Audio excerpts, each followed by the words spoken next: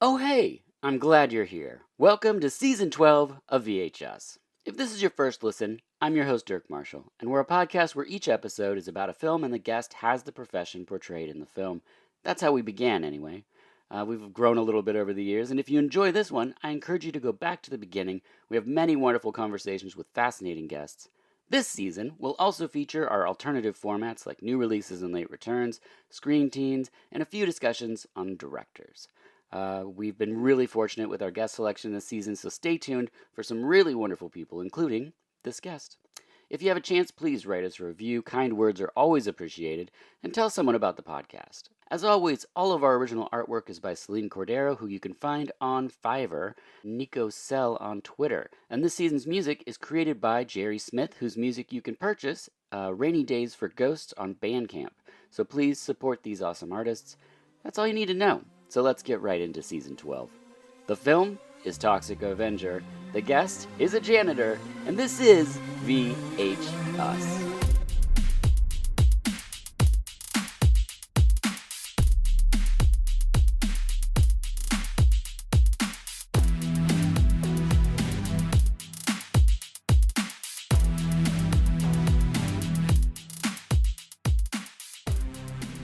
Hello, and welcome to VHS, the podcast where each episode is about a movie and the guest has the profession or experience portrayed in the movie. I'm your host, Dirk Marshall, and I encourage you to find us on Instagram and Twitter at VHUS_podcast, where you can see episode artwork and much more. Also, any and all artwork for each episode is available in our Threadless shop, so head on over to Threadless. My wife bought me a hoodie. I wear it every day, even though it's my podcast. I love seeing people's favorite episodes on stickers and totes. And another way you can support us is by joining our Patreon. I've been posting about what I'm watching over there, not on Letterboxd. So if you want to hear my thoughts on Pumpkinhead 1 through 4, sign up over there. Everyone involved is also eligible for a monthly giveaway, including hot sauce, freeze-dried candy, Blu-rays, hard-to-find DVDs, postcard stickers, and much, much more. My guest for this episode is Joe Smith, the janitor. Thank you for being here. Oh, thank you for having me. Absolutely. How are you this fine day or night, depending on when people are listening? Oh man, it's great. It's a good day. The weather's finally starting to feel more and more like Uh, spring. So yeah. we're, except Kansas is on fire and it happens to be blowing in our general direction. Oh, yeah. So, it doesn't smell great, but what do you do? It happens every year. Right. That's perfect for a movie that definitely didn't smell great. There's no way it smelled great. No, no. Yeah, that's awesome. I'm writing a personal high today because last night my wife and a friend and I went to see Black Lodge Burlesque, which was a burlesque David Lynch themed night. And it was incredible. It started off with a performer coming out in a full sandworm costume. They played Sandstorm by Darude, and this Oh performer man. stripped off the worm outfit. It was unbelievable. Someone did Inland Empire. There was deep cuts. There was short film performances that they did. I mean, someone did the dead rabbit sequence and they stripped off parts of their rabbit costume. It was, I mean, you think theater's dead, and then you see something like this by dedicated performers and very, very specific things, and you're like, oh my gosh, I love all of this. And I loved that I was in on the joke, but I also loved that there was people there that were there for burlesque and did not know the works of David Lynch. I couldn't imagine at not knowing and just walking into something like that. David Lynch is enough of a mind trip Yeah. that like then throwing him burlesque in is just got to be Yeah, interesting. there was a part where like a voluptuous lady came out and performed her whole dance with a giant rubber fish head over her head, and then it paused and did the fish in the percolator sample, and oh man, I mean, if you didn't know what was happening, just imagine. It's just, I love living in a world where that kind of thing can happen. Now, do you prefer custodial technician? I always call myself a janitor. I Perfect. really do. Great. While my, I guess, exact title is custodial supervisor. Oh yeah. Um, Around the kids at the school, they all just call me Mr. Janitor or Mr. Joe. So Nice. That's perfect. janitor is much preferred.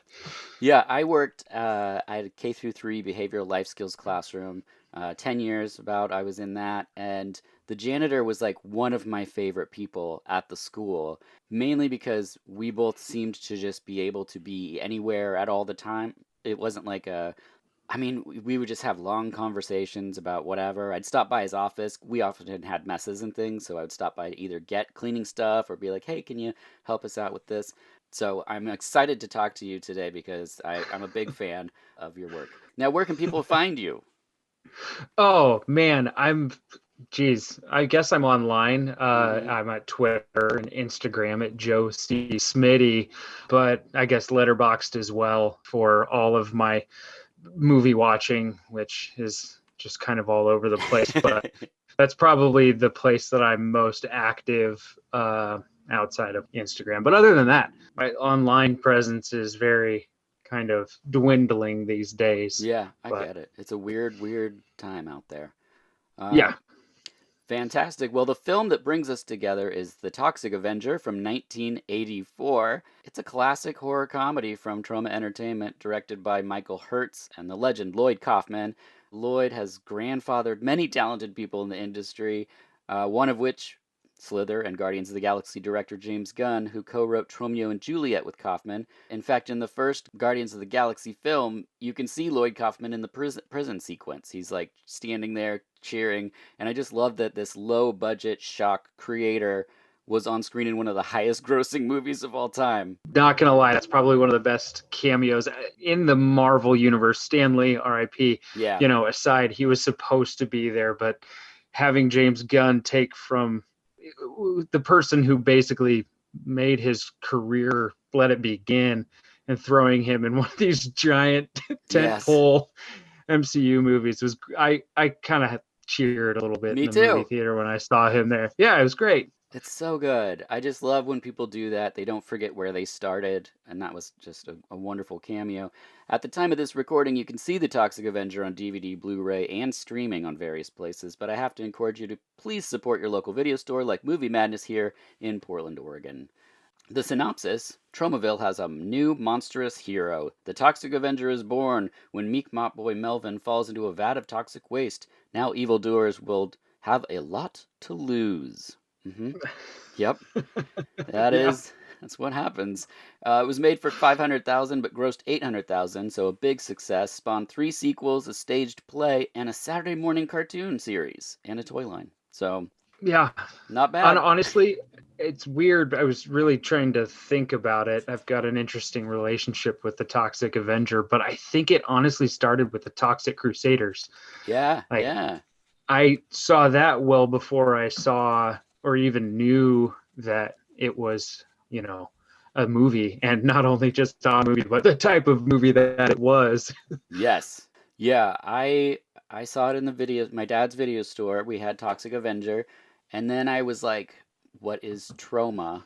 And then I always forget if I saw Trauma's War first. It depends on the day. I feel like I did, but it was around this time I realized what the word trauma was. It's a thing and it's a specific vibe, and I was like, okay, I want to watch all these trauma movies. And then really quickly was like, I'm out of my league as a child. Yeah, yeah, for sure. I mean, I think when I stumbled across Chopper Chicks in Zombie Town, Yeah. I was like, hang on a second. I Hmm. don't know if I should be watching some of these movies yet, Yeah. but I'm glad that I did. Yeah, that's the same thing I heard from Edmund McMillan when I was talking to him. He was talking about the Toxic Avenger and how important it was to him, and he just felt it was too dangerous. Like he was watching something he shouldn't be seeing. And I think Trauma nails that pretty well, for sure. The stars we have, the biggest would be Oscar winner Marissa Tomei, who is in a shower sequence in this film. Uh, yeah, Vincent D'Onofrio was originally cast as Bozo, but he asked for a raise and was fired. That's too bad. Yeah. Could have been a completely different movie. Yes. Patrick Kilpatrick is Leroy, but in the credits it says he played Nipples, which is a totally different character. But he quit the film after having to point a shotgun at a baby. Yet he's, I think, two people in the movie. Yes, yes. Yeah. And So, I guess they kept the baby shotgun part for last. Yeah, I will say that these films are both a product of their budget and their time. The envelope pushing and the language reflects that. So for people diving in and not knowing what they're in for, trauma movies like early John Waters films that are subversive, they're showing you things that are quote unquote dirty or taboo subjects. It's intentional. It's not for everyone, but if you're willing to take the ride, there it is. So let's press play on The Toxic Avenger. It starts off with a violence warning. We get narration about toxic waste, and we're in Tromaville's place where there's a sign that says Toxic Waste Capital of the World, as if it's something they're proud of, which is classic Lloyd. New York City, the world capital of culture and industry. Here among the towering skyscrapers, civilization is guided by men of progress and the wonders of technology. But for all this industrial advancement, there is a price to pay. Pollution. The unavoidable byproduct of today's society. Every year, millions of gallons of poisonous wastes, garbage, and radioactive chemicals are disposed of in nearby towns such as Tromaville, the toxic waste-dumping capital of the world. We're introduced to Melvin Ferd, the janitor. Now, we don't know his start in janitorial services, but we also don't know yours. So what was your beginning in being a janitor? Well, I was tired of doing what I was doing before, just kind of being stuck in a job that I wasn't entirely satisfied with, making probably more money than I'll ever see in my entire life. But, money, as they say, can't buy happiness. Right. And I was just looking for a change. And while I was in the process of applying for jobs, I thought, I see they're hiring, the pay's, it's livable. And so I applied through the public school system and ended up getting the job pretty quickly because, they're pretty desperate to get people to want to do something like that. And I just thought, oh, this is something that I'll do for a little while and pay the bills, see what happens, just kind of put my head down and do the job, and ended up just really, really enjoying it. Yeah. When I first started, I was working nights, so it was 3 o'clock to like 11:30 at night, where I just had 8 hours by myself, right, just doing a job. And it was really easy for me just to either download a movie on my phone and listen to it through headphones, or just podcasts, or whatever. And then one thing led to another, and the daytime spot became available for me, and I took it. And I honestly have been kicking myself saying, why didn't I do this sooner? Yeah.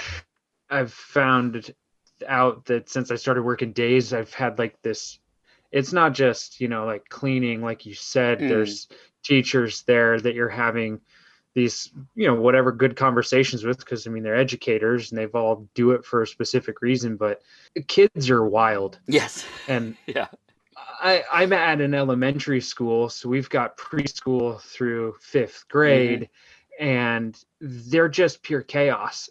Yeah.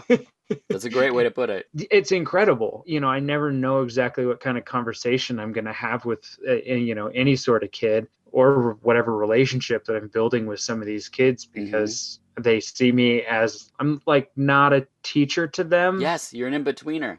Yeah, I'm an adult Yep. that they need to, respect and listen to. But I feel like I'm the cool uncle. Yeah, that's well put. Of the family. Yeah. So I just sort of fell into it and ended up loving it. And even though I have to clean up kid puke and the nasty stuff, that doesn't ever bother me, because I used to work in bars. It's way worse cleaning up adult puke than it is kid puke. Yeah, I was really good at compartmentalizing or detaching from all that kind of stuff, because we had a lot of fluids and things that people were like, "Ooh, like how could you do that?" But I was like, it's really nothing. Like, you just either put gloves on or you do whatever you got to do, and it's just over in a second. Yeah. Like, it's not a big deal, and you're helping keep people safe and things clean, so it's a good thing. Yeah. We get credits over people working out in the gym. Lots of breast and butt zooms. A lot. A man in the hot tub named Bozo hates the mop boy. They talk about the smell. Would you take a look at that fucking guy? The mop boy. He can't even mop right. He's so stupid. He's always got that shit-eating grin on his face. What's he so happy about? I hate that mop boy. I think that creep's coming over here.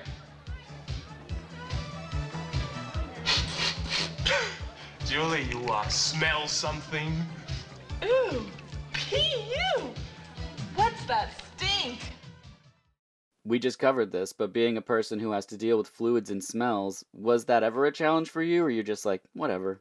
No, I mean, it never really, that not all messes are created equally. Right. And sometimes it's a little bit smellier than normal, but also, we also live in a time period where masks are pretty commonplace. That's true.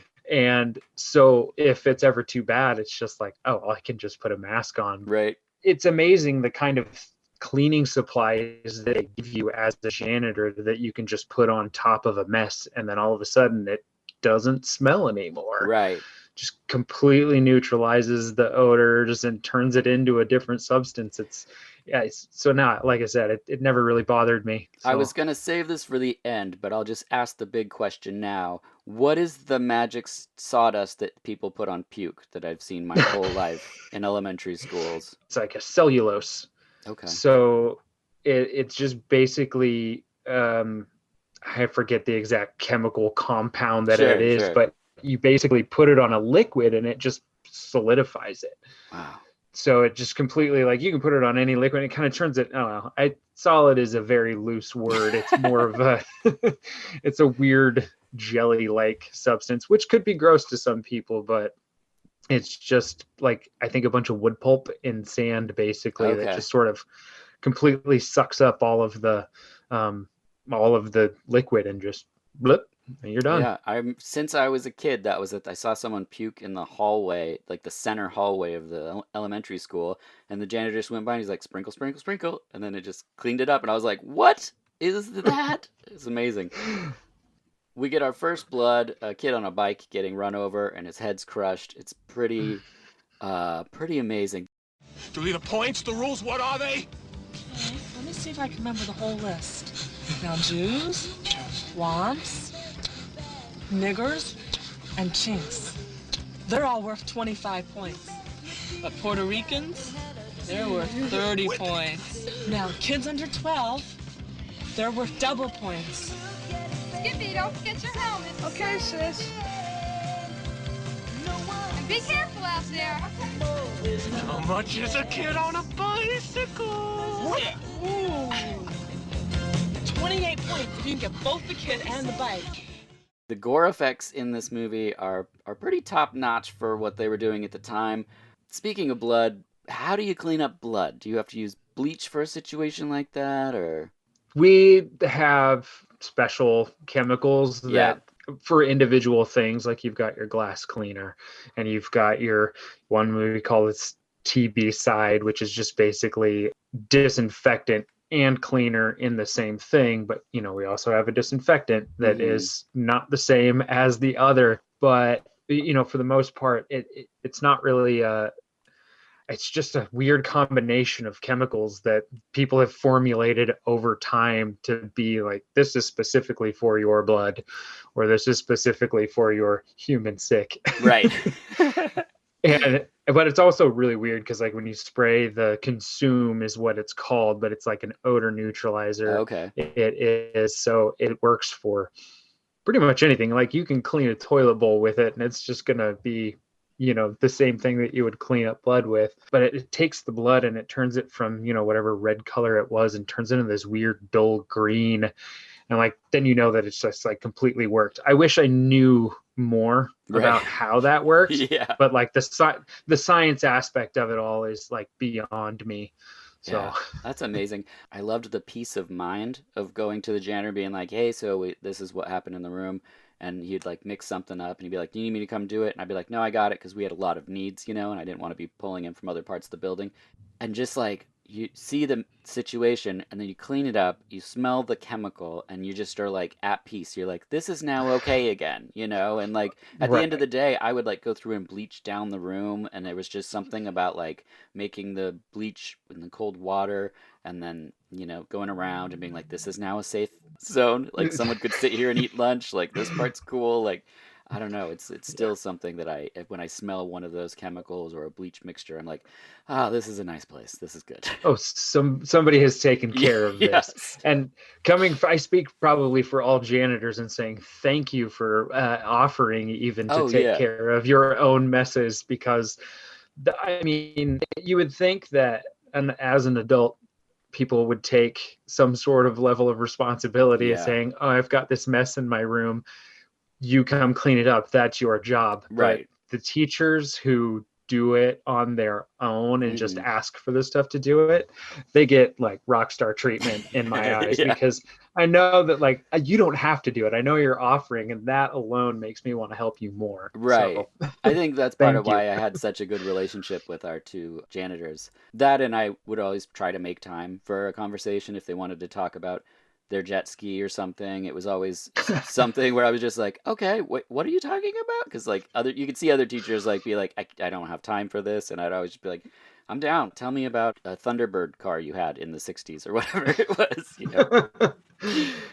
Very specific. Back in the gym, Slug puts a snake down a teacher's shirt after the teacher says, do everything I do. And we get a classic gag of everyone trying to get that snake out of Yep. their leotard. Bozo and the gals hatch a plan to trick Melvin as a truck carrying open barrels of toxic waste stops in front of the gym. These, like, the mishandling of toxic waste is such a thing in, like, the 80s and especially trauma movies where they're just like no lids on it, it's just open, and they just thought that was so hilarious. Yeah, I mean, and in a weird, it was just like Teenage Mutant Ninja Turtles. Yeah. It was their little toxic waste that created their accident. Yeah.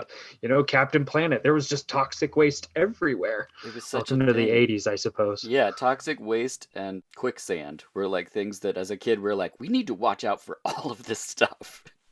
Yeah, still a little worried about the Bermuda Triangle too. Yes, yeah. So, Oh man. Melvin's told to wear a ballerina outfit and meet Julie at the pool, where they turn the lights on and he's hugging a sheep in a wig.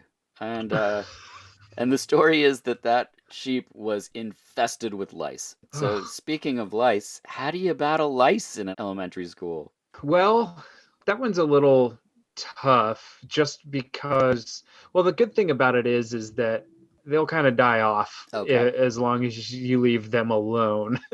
But I mean, this doesn't have anything to do with work. I used to work at a children's museum. Costumes, wigs, hats? Costumes, Yeah. hats, wigs. I never try on or even think about putting a hat on my head if I go out in public, just because that's the easiest way for them to sort of transfer. But if you just kind of let them be, they'll die because they need something to feed off of. Yeah. But I haven't personally had to deal with that at the school.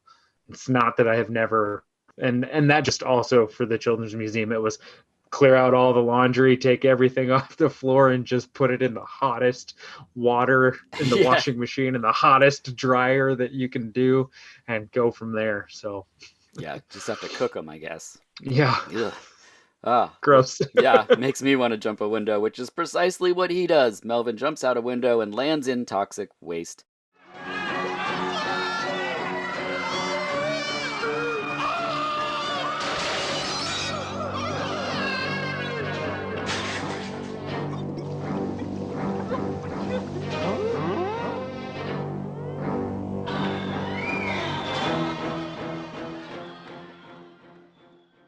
Melvin begins mutating, explodes in flames, which is a pretty amazing full body burn.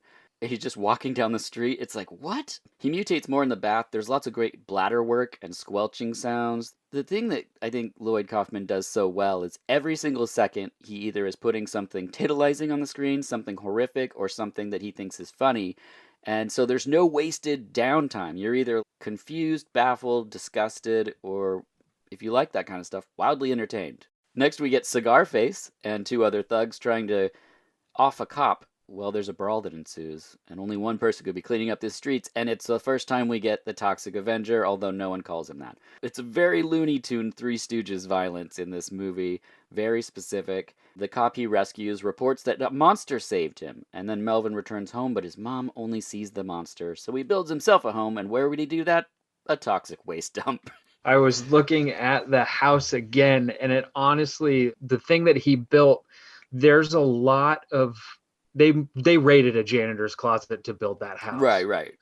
Because you can see there's mops as part of the wall. There's different scrubbing pads that we use on the floor to like make them nice and shiny. They just took all of these trash, and it had to have come from a janitor's closet. And that's how they made that building. I thought that was a really, really nice touch. Yeah, Yeah, the details. Next, we see deals happening on a bureaucratic level on the move they're going to move the dump. Do you have to deal with any of this bureaucracy at school as the janitor? Because I don't remember the janitors ever having to be at like Monday meetings and stuff. No, we have our own little Got it. system of bureaucracy that exists outside of, just the school. But I mean, I'm kept in the.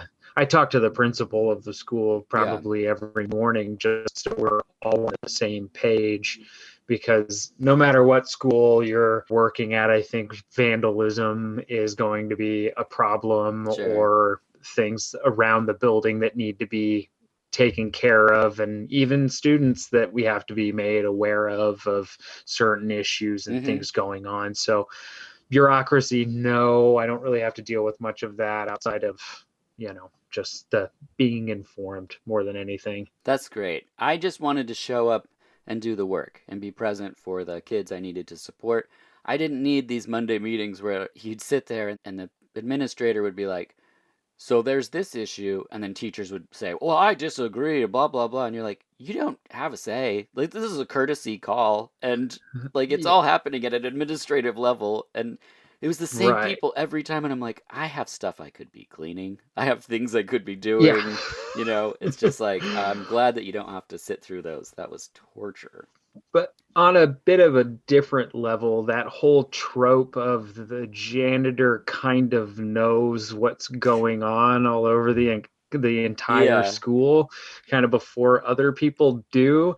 That's true. There's things that the kids will tell me or things that I'll see in the hallway that the teachers don't know about. And it's that whole breakfast club. Oh yeah, you think I found this note in the trash. I know exactly what's going on with your life. That kind of rings true. So that's great. Next, we're at a taco stand and there's a robbery. All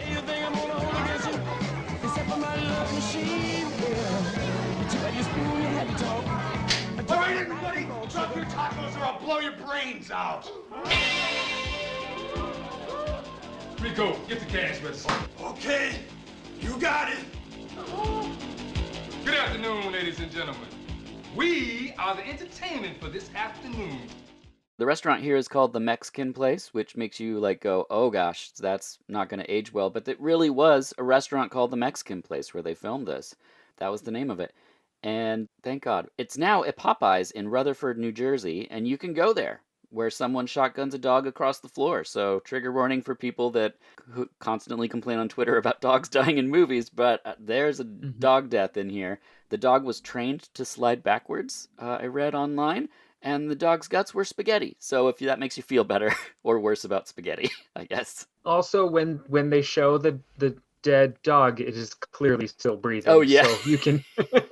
I mean, their special effects were only so good because that dog is fine. Right, it's still just panting in the corner, lying there covered in spaghetti. And like I said, the violence in this is so cartoonish, except for a couple gore gags. It's like very tongue in cheek, so you can be okay with that if you're on the fence of watching The Toxic Avenger because of the dog death. Toxie saves the day. There's a great arm gag in this sequence, death by milkshake machine, deep fried hands, and a guy stuffed in a pizza oven. It's pretty wonderful. When you see messes like this in a movie, are you like triggered? Are you like, oh God, someone's gonna have to clean up all those taco shells?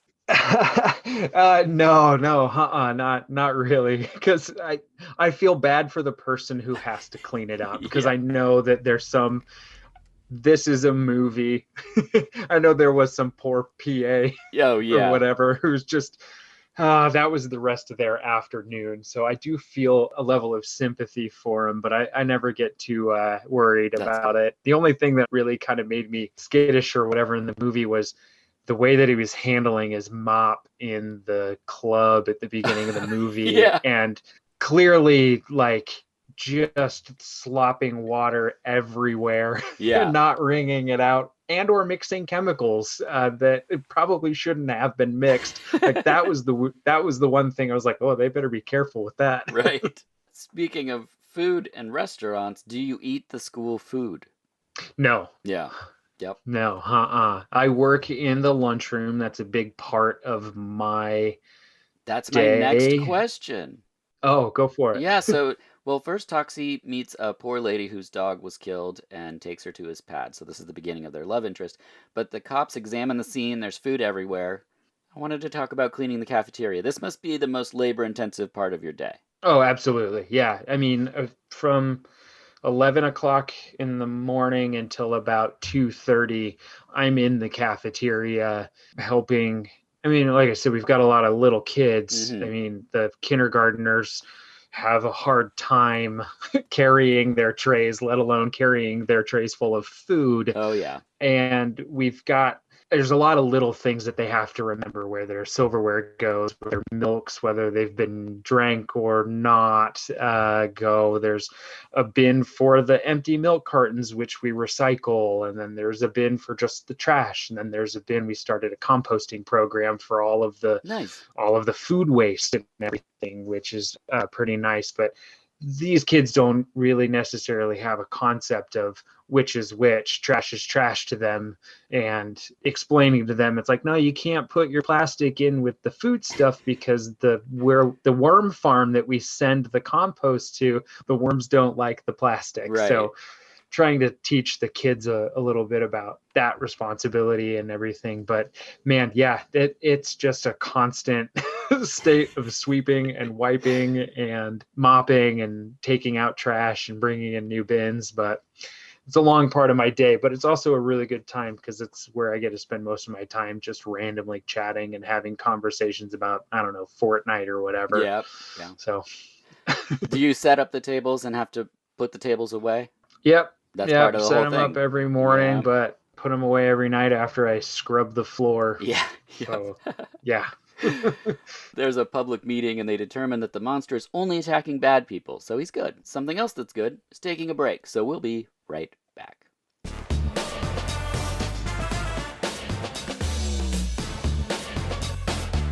Now, I have a question for you. What would Vice Squad be without Wings Hauser? Or House 3 without Brian James? Would you watch Panther Squad without Sybil Danning? No. It would be boring. That's how we feel about food and Marshall's Hot Sauce. Wake up your meals with these small batch sauces created and bottled by a chef. These aren't made in a co-packing plant. They're thoughtfully sourced, balanced creations with a focus on quality and flavor. The red chili lime, sweet and a little spicy, like Gage in Pet Sematary. Or habanero carrot curry, which is more spicy and ethereal, like Erotic Ghost Story.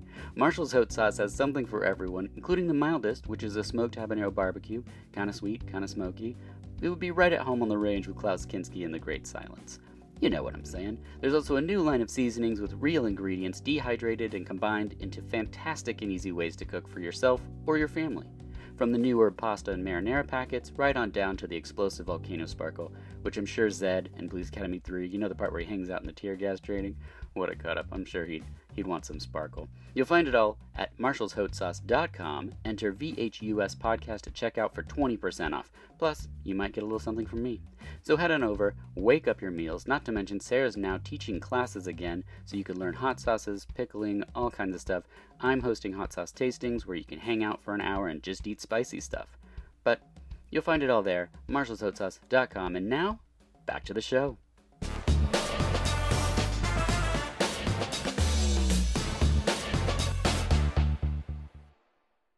And we're back in the gym. There's drug deals, and the girls examine pictures of people they've run over.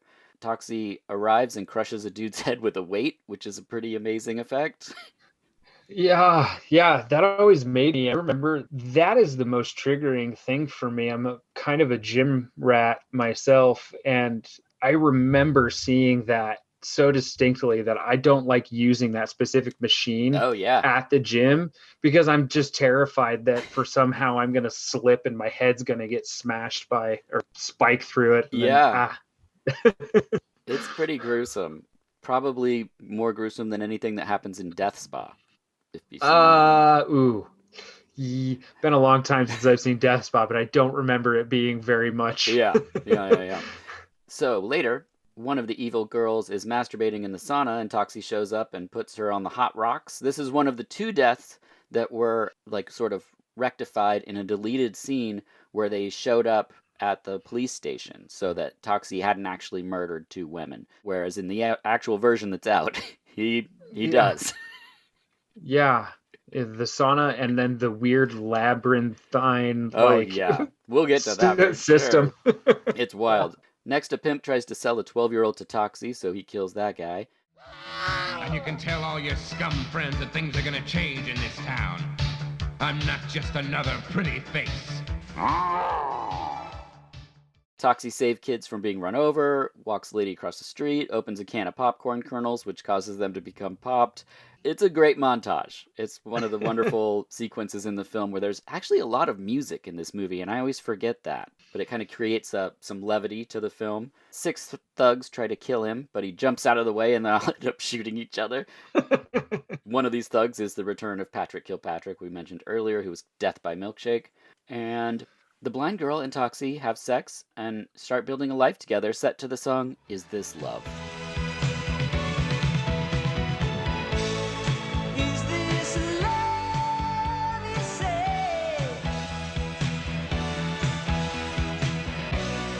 Is this love?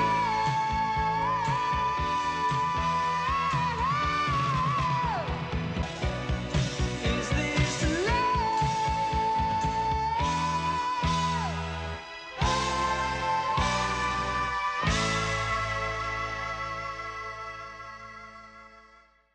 Not white. It was sorry, I was thinking of the Whitesnake version. Oh, yeah. I wish. I was like, I don't remember Whitesnake being in this movie. That would be a different film. Yeah.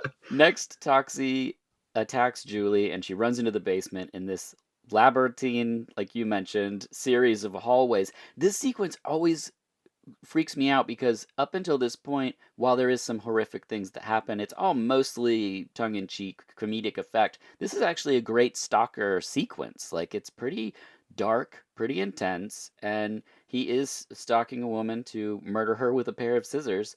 Like I said, this was the second death that was undone. Originally, he just chopped some of her hair off. So one lady had a burnt butt, and she had chopped hair, and that's as bad as it got, instead of him slaughtering 2 women and still being our hero. Bozo and Slug beat an old woman and steal her car and try to run over Toxie, but he gets on the roof. This is another just great action sequence in the film, and then the car goes off a cliff, explodes, and then the joke is that Toxie gets out of the car and he's totally fine. Pretty great. Then he kills Miss Haskell in a washer, and I was like, what? I didn't really understand that whole part, but yeah, he put her in the washer and then pressed her in the, I don't know if that was like a steam press or whatever, but it felt weird. Yeah, and then they're like, I completely forgot it was in there, because then they're like, oh, is he bad or is he good? And now I was like, I don't know, but I don't remember. I remember the silly stuff about this and the gore gags. I didn't remember. And like we said pre-record, this was my first revisit since the early 90s. So it's been quite a bit. Let's actually just take a moment to say that we both rewatched all of them for this. Oh. Because we were both the same way. We both are like, well, if I'm going to watch one, I'm going to watch all of them. Yeah. And what did you think of the progression of the films? I thought that too, it felt kind of magical to me. Yeah, I'm the same. There's a really goofy gag where, he just punches a guy who then spins around, looks dead at the camera with like cross-eyed, and you can almost hear the bird sound above his head. Yep. And it was just really goofy. I mean, he jumps on a freaking wind surfboard in New Jersey to ride it to Japan. Yeah. Like, I was doing mental math and trying to figure out how far exactly he would he'd have to go down around the Cape of Africa all the way across. Like, there's no good way for him to get there from there. Like, that worked. Like, it made it fun. It made it silly. It made it cheesy. Sure, there were some, racist stereotypes abound. But that was kind of all of the movies. Yeah.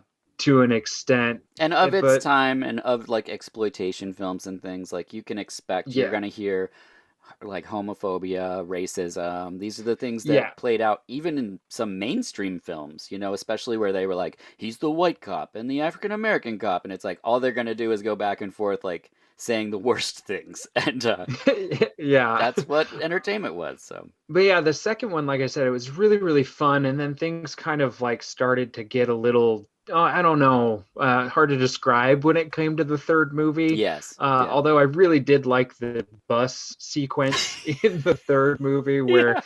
they threw it off a cliff, but then they reversed it back up to the top of the cliff. Yeah. And then there was, I don't know, another really good car chase with somebody on the roof of Yes. a vehicle. And I had to turn off part 4. I honestly, it takes a lot Yeah. for me to just not watch a movie, but 4 just felt mean Mhm. spirited. It really lost a lot of the charm that came with the first 3, and it really just like upped the ante in a way that it was almost I couldn't take it. Yeah. No, I think that's very fair. I think every time I try to be like, I'm gonna watch all of the Trauma movies, I find a lot that are just they feel mean, and there's like a cruelty in the grossness and things that I'm like, I don't. It's not that I feel gross for the subject matter. It's just the execution of it that I'm just like, yeah, I don't need Yep. this. Yeah. Yeah. I always had in my brain that they were like bastions of like progressiveness. Yeah. Like despite their, subject matter Uh-huh. and a lot of their movies. But then, like you said, the more you sit down and you're like, well, I'm going to watch Class of Nukem High Part 2. Yeah. And you're like, oh no, these kind of just are, these are really Yeah. like laying it on pretty heavy. Whether like it's their intention to be mean, sometimes they just feel that way. Yeah. And it's a little off-putting. For sure. Back in the film, we get another press meeting, and the cops are out to kill the monster. They've called in the National Guard. They're clearly through playing games, which means we should play a game. Are you ready to play Tro or No? I have 10 film titles, and it's very simple. It's either a trauma movie or it's not. And after we've had this conversation thus far, I feel pretty good. I think you're going to win this one. Oh, hope so. Yeah, but don't worry. Over 40 years, they've produced and distributed only over 1,000 movies. So, wow, that's insane. Okay, number 1, Pterodactyl Woman from Beverly Hills. Is that a trauma film or not? I'm gonna say it's a trauma movie. Yeah, you're right. Number Yes. 2, Poultry Guys, Night of the Chicken Dead. Yeah, trauma. Correct. It's a restaurant built on an Indian burial ground, and all the chickens become possessed. So there you go, people. Number 3, Rabid Grannies. Oh, I love Rabid Grannies. Yeah, Yes, that's a trauma. That's a trauma. That was one of my favorites when I was younger. That white, I think it was like a white cover. Yes. Like with just like 4 of the like grannies on it, just like standing there with their hands out and snarling at Yeah. you. Yeah, that was always one of those covers that stuck out to me at the video store. Yep. It's 2 sweet old ladies fall victim to an ancient curse that transform them into bloodthirsty killers. Rabid Grannies. Number 4, Chopper Chicks in Zombie Town. We already brought this one up. You already mentioned it. Billy Bob Thornton. That was his first movie, I think. That's right. Big Bad Rocks and her cycle sluts roar into town where a mad scientist makes the living dead. That's their words. Anyway, number 5, Surf Nazis Must Die. Surf Nazis Must Die was trauma. Yeah. Yeah. Yep. When the son of a gun-wielding woman is murdered by neo-Nazi surfers in a post-apocalyptic future, his mother hunts them down to exact her bloody revenge. Fantastic. Number 6, a nymphoid barbarian in Dinosaur Hell. I mean, it sounds like it's trauma. You're right. It's a female barbarian falls for a handsome barbarian and battles dinosaurs. This is one the cover tricked me so many times. I'd be like, this looks great. And then I put it on and be like, oh, that's right. Yeah. Shame on me. Number 7, Dumpster Baby. I've never heard of Dumpster Baby, but that doesn't mean it's not a trauma. That's right. It's a trauma. A strung-out drug addict gives birth to a premature crack baby and abandons it in a nearby alley. Left for dead, the baby begins a surreal journey as it encounters a wide array of bizarre characters. This is a prime example of, trauma where you're like, I don't know if you needed to go here. But right.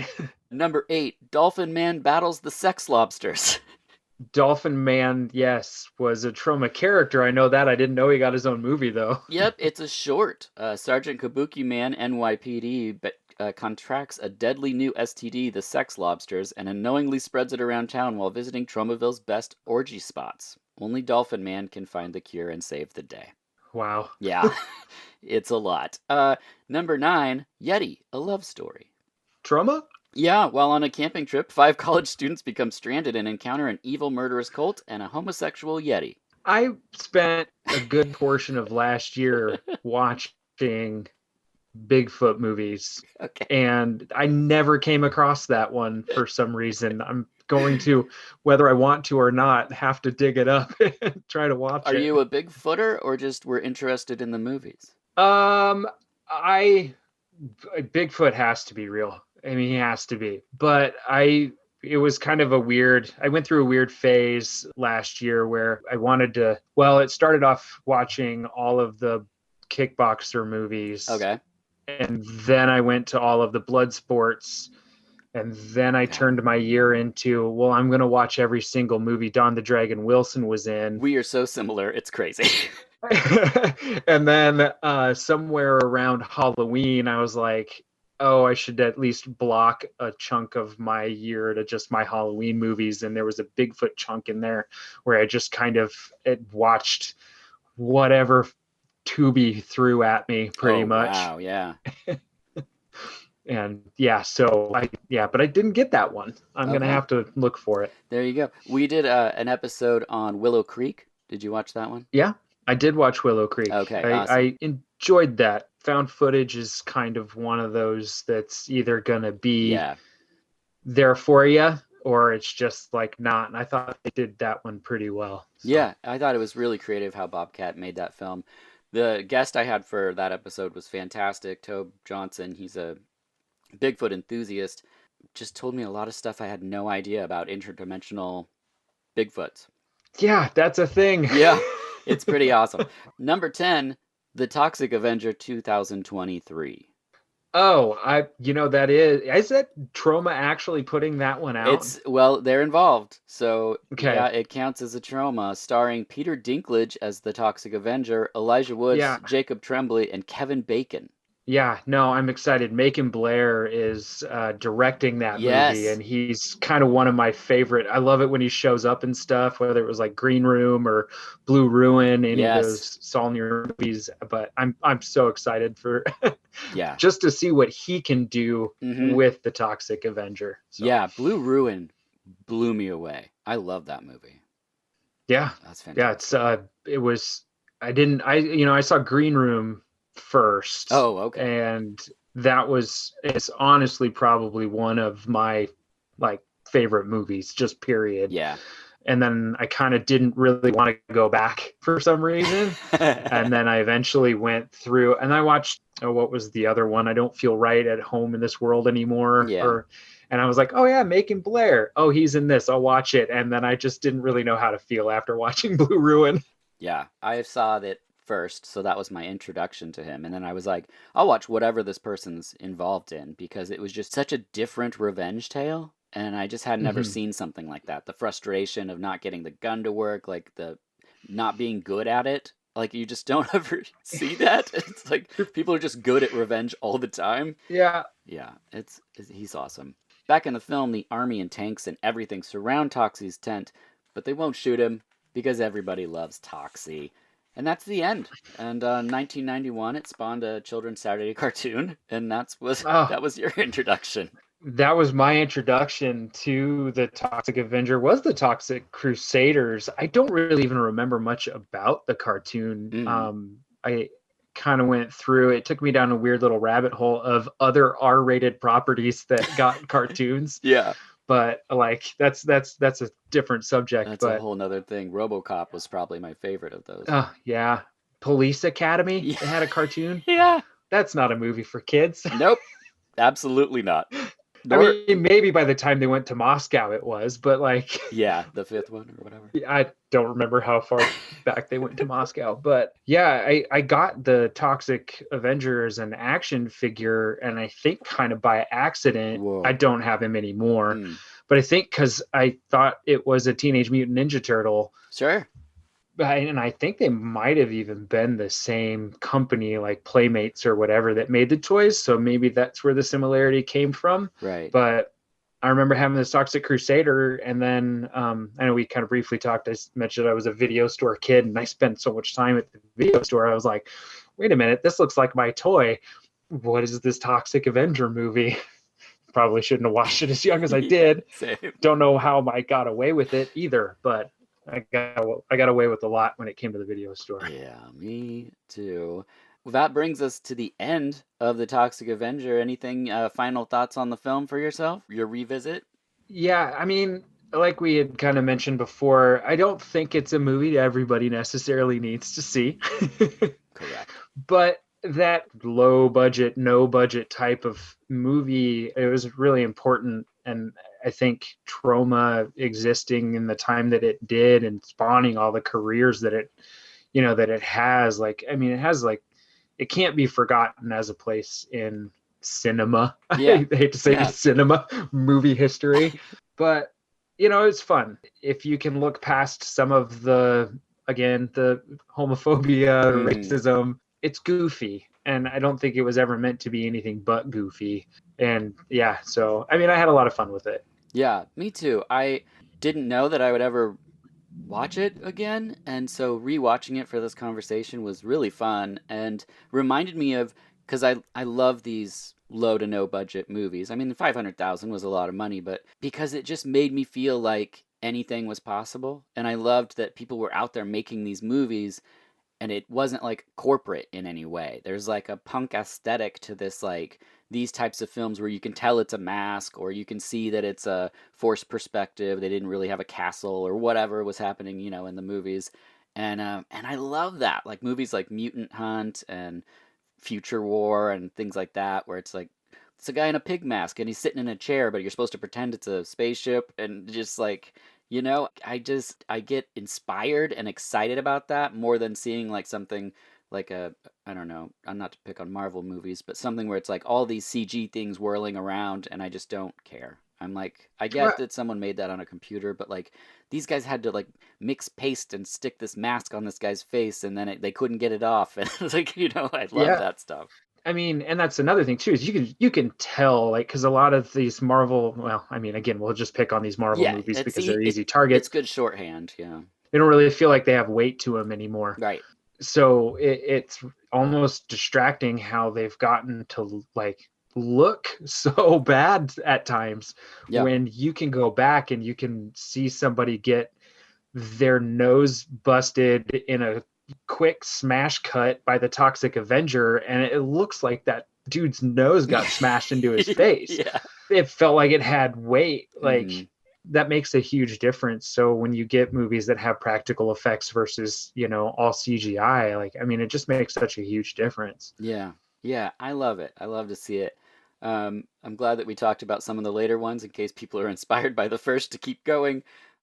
Stop at 3. I would recommend stopping after 3 and just forget about Citizen Toxie. I know it's the Citizen Kane of Toxic Avenger movies, but just, you can wait. Yeah. You don't have to. I think so. There are other movies you could watch. Yeah, like Yeti, A Love Story. I haven't seen that, so I'm not saying that anyone should watch it, but there it is. That brings us to final thoughts. These are questions just about you. Okay. All right. Number 1, any advice for someone interested in being a janitor? Do it. Just do it. There it is. It's a low pressure job. It has immediate results.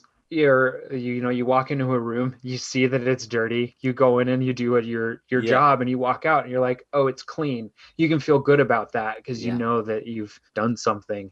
And like I said, it's just like immediate results. Sure, it takes a lot of work, but honestly, it's really, really easy to wipe a table and to run a vacuum cleaner and dust.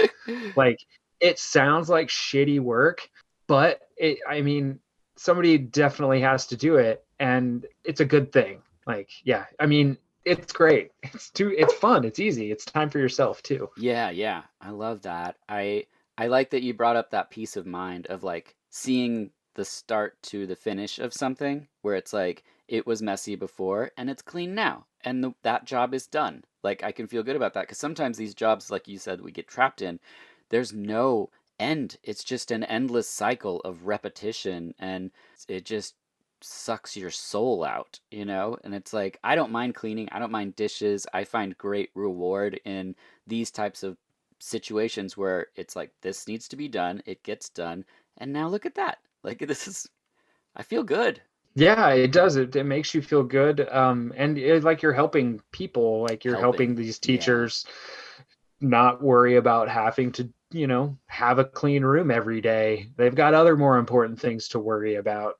There are kids who are, whether they're immune compromised or get sick, that room needs to be cleaned so they can have a better life. Right. I don't know. It's like, it's super helpful. What is a good day like for you as a janitor? Man, a good day as a janitor, I come in, I make my rounds, turn on all my lights, listen to my stories on my podcast or whatever. And then a lot of the times I just kind of have to sit and wait for calls to come through to react to a mess or something. But when I have a full day that goes by without having to go to the nurse's office to clean up like some sort of sick mess or something like that, that's a great day.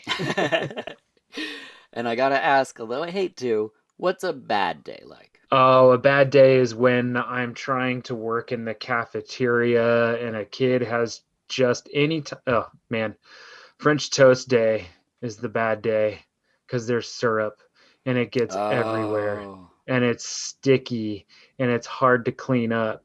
But when you're trying to clean that up and then you get a radio that you have to go across the other side of the school and clean up because a preschooler peed all over the floor. Yep. And then while you're cleaning that up, you get a phone call on the other side of the school that some kid threw up and you got to go clean that up. All the while the cafeteria is just getting worse and stickier and stickier and stickier. That's great. I want to have a sticker now that's just like a frowny face and it just says French toast day. Yeah, man, it's the worst. I refuse to make French toast at home anymore. I just don't want to deal with it. I love that. This brings us to the last question, and it's my favorite question. Joe, what are your dreams like? What are my dreams like? Fairly mundane. Nice. Yeah. It's not French toast day trying to remember. nightmares? It's not French toast nightmares. And that's another weird thing. Like, I don't have work-related anxiety dreams anymore. Where like when I was a caterer and you were constantly dealing with that. You got to be here. You got to get this done. You got to do this kind of food. There's these kinds of allergies, and there's this. And I would have dreams and nightmares about screwing that stuff up. Since I became this janitor, I've got like this Zen sort of aspect on going to work. And so now all my dreams are just like, I walked across the street and I got groceries. And then I wake up and realize, oh no, I actually need to go to the store to get groceries. That was just a dream. I love that. I love that you're at a point where your brain is not in this panic state, but instead just being like, we probably need to get some groceries. Yeah, I got chores to do at home. Shoot.